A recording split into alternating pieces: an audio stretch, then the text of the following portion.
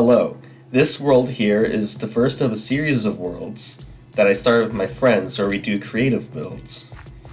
This one was from the beginning of 2021, and I think I've learned some stuff about some building that I want to share. Now, this isn't going to be a video about technical skills with building, more like stuff about the creative process or the how to make a build feel alive. So one of the first things I started doing in this build is make a network of various pathways. So I started with this forest town here, and there are all sorts of branching paths.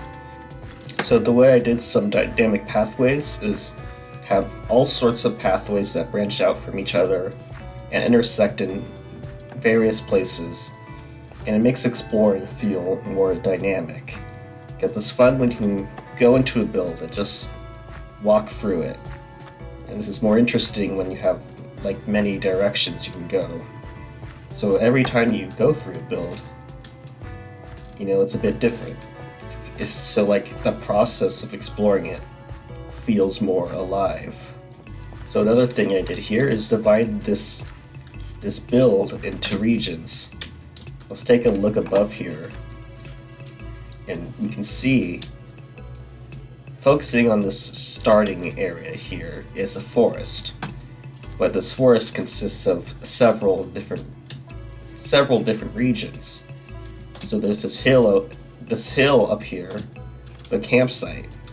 But over here is sort of a grassy meadow with a house, this riverbank area, and we got this hill with some like oak trees. And over here we've got this abandoned house with a grove full of big trees. So it's all one forest, but the different areas of it still feel distinct.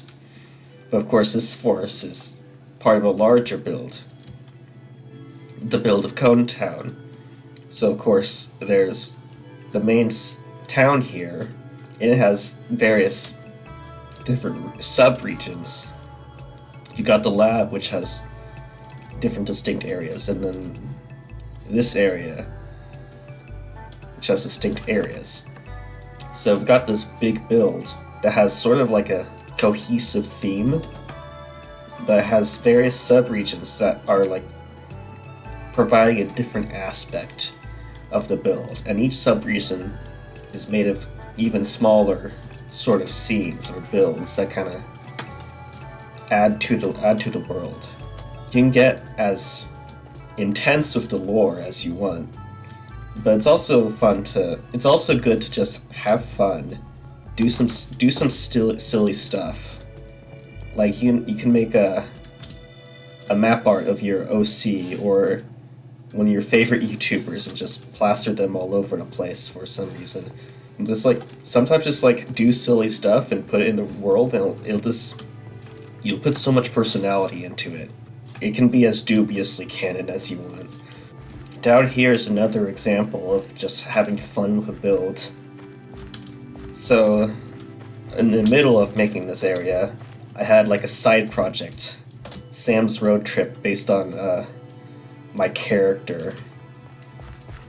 So this is like a sort of big project that I did on the side, kind of just for fun, and it's ended up as one of my favorite like parts of this world. So you don't have to do stuff, for lore reasons. You can just have fun. And also, when thinking about lore, you don't have to have an explanation for everything. You can put story behind anything you want, but you can also have just things that are like, there's not much of a reason there.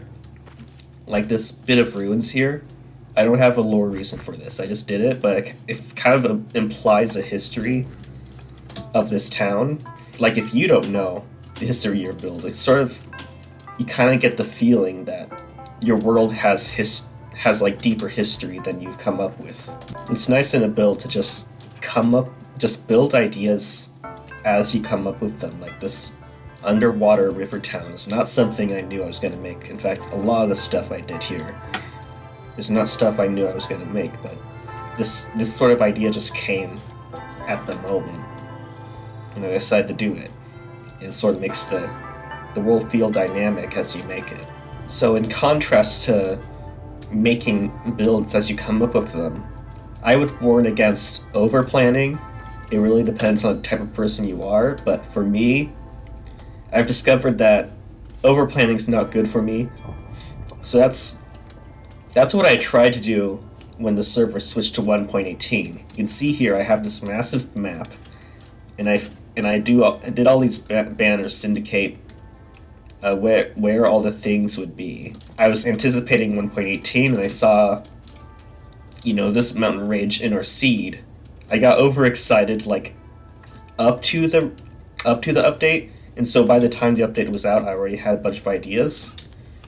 But then I just kind of got overwhelmed once the update actually came to this world.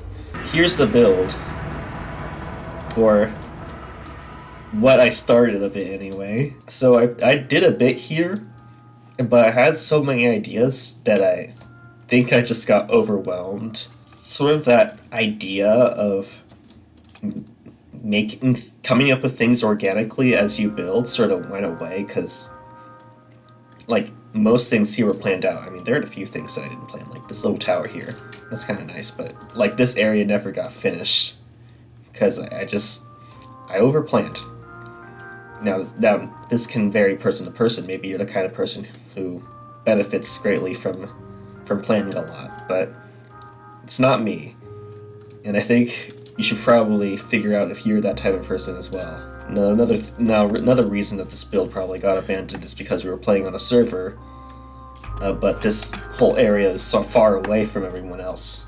So that feeling of building with everyone else was also gone. So if you're building on a server, try building with other people. Like, try to interact with them. Try not to build too far away, if that's the kind of thing that'll get you less motivated. So now we move on to the world that we started in the middle of 2022, Skyrock Town world. So in this world, I want to get into how I came up with the theme of this place. So going into this world, pretty much what I knew is I wanted to make a desert town. This world is much more complicated than just a desert town. There's all sorts of things going on here, but they all sort of originate from the same idea. So that original idea was desert town. So then I started going through other ideas that kind of branch off from that. So desert town, thinking of Las Vegas. So I was thinking of, a casino resort right here, very Vegas. And then I started thinking about sort of American Art Deco retro 50s architecture, because that's an association I have with like desert towns like Vegas. So I incorporated that into a few of the builds here. And of course, like thinking about stuff around Nevada, I was thinking about Area 51 and aliens and then space.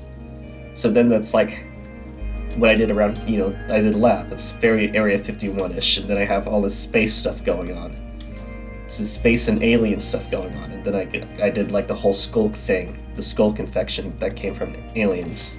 Then of course there's just more like the normal desert aspect of it. Like this area here isn't super alien, it's just more like a normal desert. But there's still a little bit of alien vibes, because I feel like, to me, like these kind of craggy rock formations have a very alien planet sort of feel, but of course this is more earthly. You go over here to Otherland. I mean, this is very space themed. Like, it's themed around pretty much the solar system. The Skyrock town was inspired by like a couple different rock formations around like the American Midwest-ish. Sort of the main inspirations were Devil's Peak in like Wyoming, I think, and Bryce Canyon. So that's like that kind of inspired the whole spire mountain sort of shape it's doing. So the underground has some different stuff going on. We've got Mammoth Inc. Co., which is pretty much an expansion of the casino resort on the surface, which of course originates from the central theme, but of course Mammoth Inc. Co. sort of expanded on more of the specific theme of the casino resort. So I went for, sort of office, sort of glamour. Underground, I went a bit more wild with my ideas. Like this town here was inspired by Venice, which was a trip I took around the time. Of course, like this isn't really connected to the whole like desert town theme. You don't really have to have everything branch off from the central theme, but still this place like feels connected to the Mammoth and Co stuff. Because I was going for like a wealthy underground sort of town, and then stuff over here, is going in a very sci-fi direction. The robots sort of connecting the Mammoth and Co back to like the space themes, because space is very science fiction-y. Of course, this is also very science fiction-y. Like, even the color palettes are kind of mimicking each other. Like Glam Sandbot is very teal and purple. And this area over here, which is beneath the Warped Desert, is also very teal and purple. So like, ideas can branch off of each other, but they can also like loop around to reconnect. So that can help make your world feel very like cohesive, like it all fits together, but also have a lot of variety in it. Another good thing to think about when building is vision lines. So I think that's best used here in Skyrock Town and how you see the Warped Desert beyond. Like in Skyrock Town, I designed this build so that you can't see any of the features of the Warped Desert until you start going further. So right here, you can't really see anything abnormal. As you start to go down this road and turn the corner, now you start seeing the weird purple monoliths. So now like the weirder aspect of the desert is exposed. You can't see any of this stuff from the town. So pretty much for each of these monolith rock formations, I deliberately like designed them to not be so tall that you can see them from the town. So like this area is sort of a surprise when you go over to the other side of the mountain, emphasizing the idea that this is some weird forbidden place that the town doesn't really know that much about. So expanding on the idea of vision lines, back here in Cone Town, I want to talk about the using more open spaces or more constrained spaces. So over here in the main part of Cone Town, you got a much more open space. You can see a lot of things. You can see all the buildings around here. But then over here is sort of like more of a back road, so a few buildings on the side. Along here, I put a lot of trees pretty close to the road to sort of make it feel more constrained as you're going through, but also it sort of creates a feel in the build that as you're going through, more things are being revealed. Like you'd see in action right here, these trees are obscuring that building over here, but then as you move along, you see this building more. So it's you're going through this place and it's dynamically closing off and opening up. We've got another sort of closed off area here, but then you go forward, you see a lot more stuff. And then you can see a little bit of what's going on over here.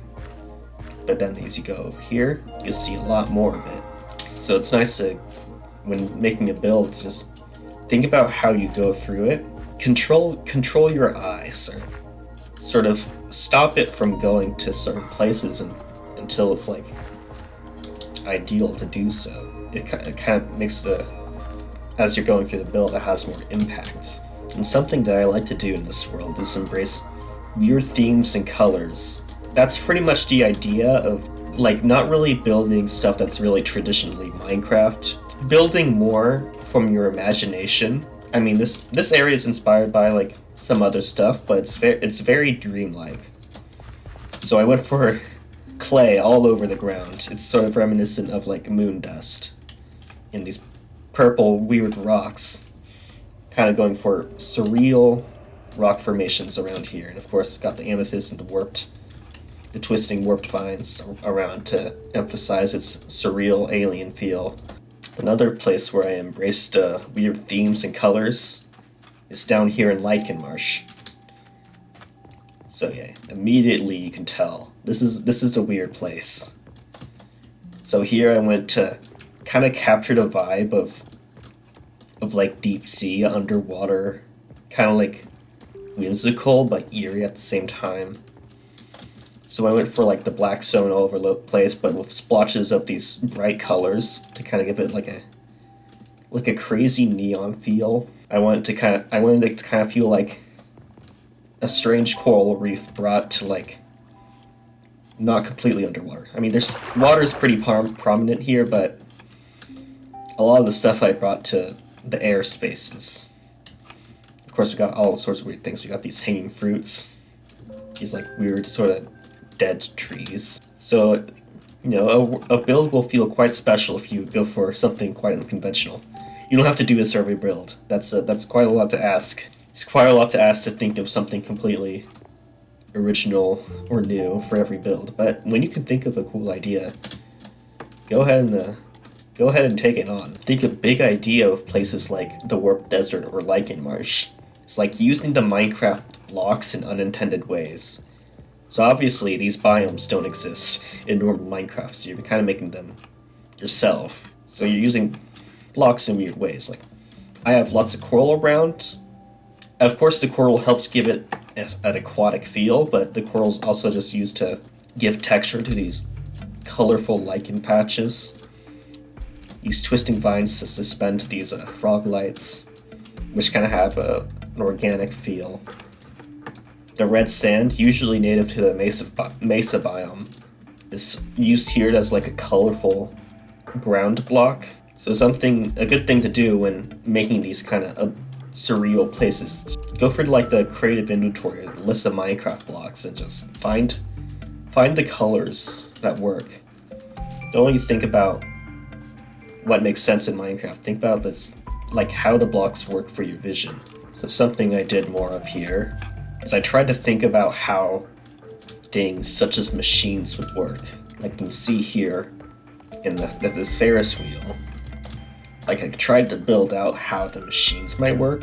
So like over here you have probably generator type things, and then it's like hooked up to the structure here. There's probably wires that like goes to the central access. You can see I got grindstones in there to kind of make it feel like when you turn. I got a grindstone here to make it feel like, you know, these little things can sort of turn as they go around the wheel. One of the first builds I did in this world was this power plant. In this one I really tried to figure out the flow of processes to help make it feel like this power plant could actually create power. So it takes water from the river, it goes into this building where it's this is like a pipe building where it's pumped elsewhere. They probably filter the water in this building, so there's a pipe here that kind of gets rid of like the dirty stuff. So in this building, we take it to the boilers. So there's this fire. This is where the water is. The heat goes up to the water to make steam. The steam goes through these pipes and it does something to this engine here. Probably using some sort of steam energy to pump these things, and that generates electricity. So like this implies some sort of power line. And then you should go up here, electricity things, the kind of things you see on power plants. I don't know the words for a lot of this stuff. I was just kind of going for what I felt like would work. Oh yeah, and these little chimneys here on top of the boilers. You don't have to be really accurate. I don't think this is entirely accurate, but I think like thinking about how something works can help give you like ideas for details. Because otherwise, like if you have some sort of big industrial factory build, you may not know how to decorate it. So then just think about what are the processes that happen and how can you represent them. Here's another example of thinking of how something works when building it. So we got this elevator here between the levels of Root Village. And so, you know, you have this button, connects to some wires that go down. The wires activate this engine thing. That does some stuff.